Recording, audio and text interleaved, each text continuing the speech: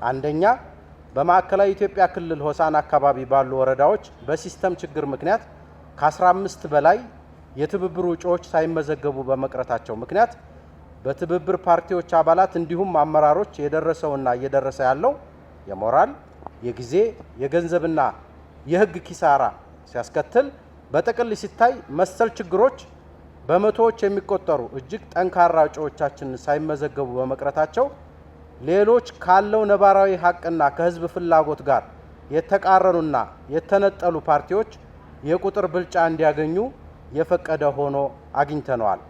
ምርጫ 2018 ከካድሬው አፈናና ከሚካሄዱ ጦርነቶች ቀጥሎ ሲስተም ዋና ችግር ሆኖ ወጥቷል።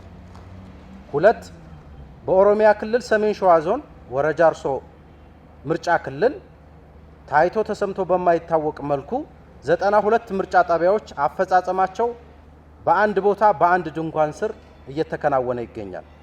ችግሩ መጠነ ሰፊና ከሞላ ጎደል በአብዛኛው የሀገሪቱ ክፍል እየተደረገ ሲሆን የትብብራችንን እጩ የክልሉ የብልጽግና ካድሬ በቦታው ማለት ነው የአዲስ አበባ ፖሊስና ደህንነቶች በመተባበር ከእጩነት እንዲለቅ ወይም ምርጫ ክልል እንዲቀይር ለዚያም የስልጣን ዳረጎት እንደሚሰጧቸው በማግባባት ያን ካልፈጸሙ በህይወት መወራረድ እንደሆነ ዛቻ ተፈጽሞባቸዋል። በዚህም ሳይበቃ በስራ ቦታ በቤተሰቦቻቸው ላይ ግልጽ ዛቻ ተፈጽሟል።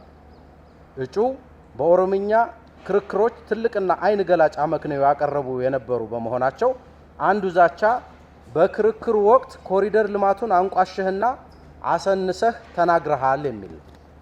ሶስተኛ በጸጥታ ስጋትና በምርጫ አስቻይነት ላይ ወደ ክልሎች በመንቀሳቀስ በተደረገ የዳሰሳ ጥናት በደቡብና በቤኒሻንጉል የተንቀሳቀሰው ፓርቲዎችን ጨምሮ ከተለያዩ ባለድርሻ አካላት የተውጣጣ ቡድን የተሻለና መሬት ላይ ካለው እውነታ ጋር የተቀራረበ ሪፖርት ያቀረበ ሲሆን በአንጻሩ በአማራና ኦሮሚያ ክልሎች የተንቀሳቀሰው ቡድን 97% በላይ አስቻይ ሁኔታ አለ በሚል የተዛባና አሳሳች ሪፖርት አቅርቧል።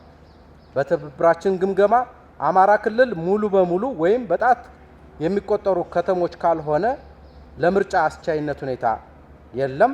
በኦሮሚያ ክልል ከፊሉ ወይም ከዋና ዋና ከተሞች ወጣ ብለው ባሉ አካባቢዎች ፍጹም አስቻይ ሁኔታ እንደሌለ እንረዳለን። ስለሆነም የሁለቱ ክልሎች የጥናት ውጤት ውድቅ ነው። ቦርዱም ህዝብም እንዳይቀበለው ጥሪያችንን እናስተላልፋለን።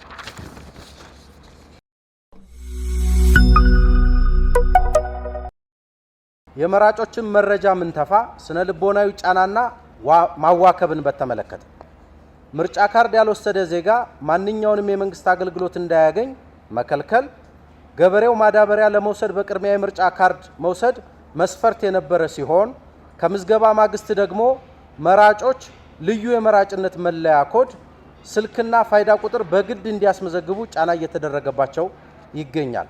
ትብብራችን ባደረገው ዳሰሳ መሰረት በተለይ የመንግስት ሰራተኞች በኃላፊዎቻቸው በኩል እንደ ንግድ ባንክና መሰል የአገልግሎት ተቋማት በይፋ ቅጽ በማስቀመጥ ከአገልግሎቱ በፊት ሙሉ መረጃውን እንዲሞሉ በማድረግ ካድሬው በፖሊስና ሚሊሻ በመታገዝ በየቤቱ በመግባት የመራጮችን ካርድ ፎቶ በማንሳት ገለልተኛ መሆን የነበረበት የጸጥታ አካል ለካድሬው አግዞ መራጮችን ማዋከብና ማሰር፣ ኮድ በመመዝገብና ምርጫቸውንም በመወሰን በሚመስል አኳኋን በተለይ በአዲስ አበባ ተፈጽሟል።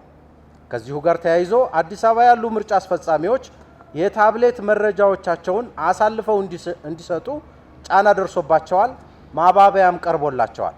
በአማራ ክልል ያሉ አስፈጻሚዎች ብልጽግና ቢያሸንፍም ባያሸንፍም አሸንፏል ብላችሁ ታውጃላችሁ፣ ለዚያም ዳረጎት አላችሁ በሚል እንደተዋከቡ መረጃዎች ደርሰውናል።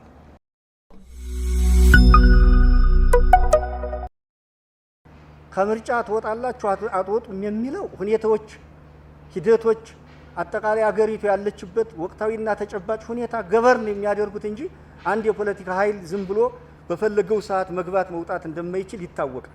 ትግላችን እየለካን በትግሉ ሂደት ውስጥ ልናስመዘግበው ልናገኘው የምንችለውን የፖለቲካ ጌይንና ትርፍ ፕላስ ቱ ዛት አገር እኛ በምናደርገው የሰላማዊ ትግል በመግባት በመውጣት አገር ምን ትጠቀማለች፣ ምን ታገኛለች፣ ህዝባችን ምን ያገኛል የሚለውን በየጊዜው እየገመገምን ፕሪ ካልኩሌትድ እያደረግን የሚሄድ እንጂ በአንድ ጊዜ የሆነ ሰዓት ላይ እንወጣለን ወይም እንገባለን ስላል የሚሆን ነገር እንደሌለ እንዲታወቅልን እንፈልጋለን። ጥያቄያችን ሰላማዊ ሰልፍን በተመለከተ አዎ ይታወቃል፣ ተጠርቶ ነበር። ነገር ግን አሁንም በድጋሚ መናገር የምንችለው ሰላማዊ ሰልፉ አልቀረም፣ እናደርገዋለን። መቼ እናደርገዋለን? ያው የቅንጅታችን ውሳኔ ነው የሚሆነው። የታጠፈ ነገር የለም፣ ይደረጋል። አሁንም ቢሆን ሰላማዊ ሰልፉን የምናደርገው የሚደረገው ሌሎች ኃይሎች በሚፈልጉት ወይም በታቀደልን እቅድ ሳይሆን እኛ ባቀድነውና በምንፈልገው ህዝብና ሀገር በሚጠቀምበት ብቻ እንደምናደርገው እንዲታወቅልን እንፈልጋለን። ሰላማዊ ትግል አንዱ የሰላማዊ ትግል መንገድ ነው። ሰላማዊ ሰልፍ ማድረግ፣ ህዝባዊ ስብሰባ ማድረግ፣ የጎዳና ላይ ቅስቀሳ ማድረግና የመሳሰሉ ብዙ አይነት የሰላማዊ ትግል መገለጫዎች አሉና ሰላማዊ ሰልፉ ይደረጋል። የሚደረገው አሁንም ቢሆን ህዝብንና ሀገርን ትርፍና ጥቅሙን ገምተን ካልኩሌት አድርገን እንጂ ትላንት ስላልተባለ የሚቀር ነገር እንደሌለ ህዝባችን እንዲያውቅልን እንፈልጋለን።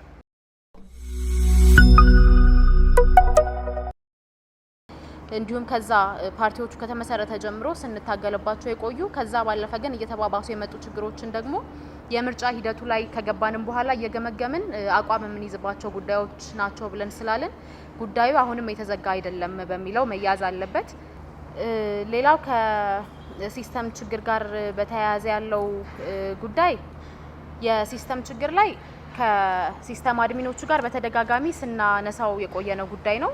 በተደጋጋሚ ስንናገር የቆየነው ነገር ነው። ለምሳሌ እናት ፓርቲ ወደ ቅንጅቱ መቀላቀሉ በፊት የትብብሩ ወይም ደግሞ ትብብሩን የመሰረቱት ወደ 3 የሚሆኑ ፓርቲዎች ያቀረቧቸው እጩዎች ከ1200 በላይ ናቸው።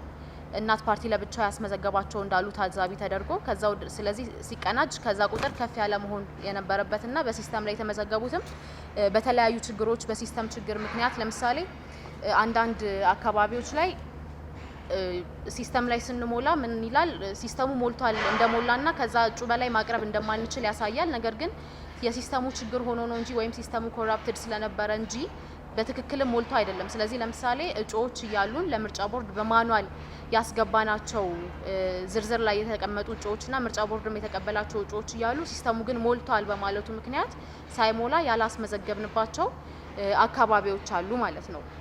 ስለዚህ እንደው ራፍሊ ቁጥሩን ኢስቲሜት አድርጉ ቢባል ከ250 እስከ 300 የሚሆኑ እጩዎች ሳይመዘገቡ መቅረታቸውን ነው የምናውቀው ማለት ነው። መስፈርት ያሟሉ በእኛ በኩል መሟላት ያለባቸውን ነገሮች አሟልተን ለምርጫ ቦርድ ያስገባናቸው ነገር ግን ቅድም ባልኳቸውና በተለያዩ የሲስተም ችግሮች ምክንያት ያልተሟሉ ያልተመዘገቡ እጩዎቻችን ከ250 እስከ 300 የሚሆኑ አሉ ማለት ነው። ይህንም ከምርጫ ቦርድ ጋር በየጊዜው ኮሚኒኬት የምናደርገው ነገር ነው።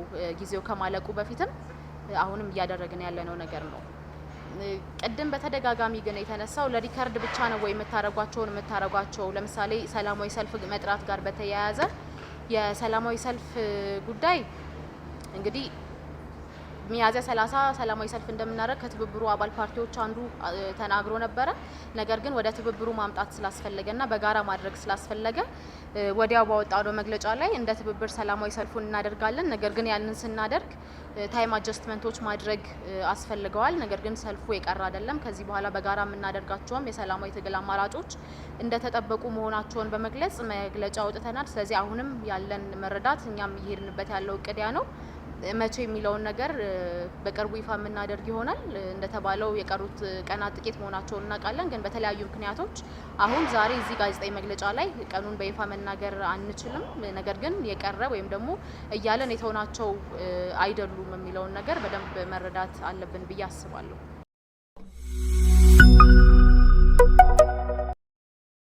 የትግል አካል ነው። በጣም ማለት ደቡብ አፍሪካ ላይ ልጆቻችን እየሞቱ ነው። ዜኖፎቢያ በሚባል መጤጠልነት እየሞቱ ነው ብለን መግለጫ አውጥተናል እና ፌር አይደለም። አንድ ኢትዮጵያዊ ሀረር ላይ ጀጎል ምርጫ ክልል ሄዶ ለሀረሪ ሊግ ሊወዳደር ቢፈልግ እንዲህ አይደለም ተብሎ መመለሱ እና አሁን በእርግጠኝነት 7ኛው ሀገር አቀፍ ምርጫ ላይ ይሄ ጉዳይ ኢሹ ነው። ሁሉም ይዞታል፣ ሁሉም አሞታል።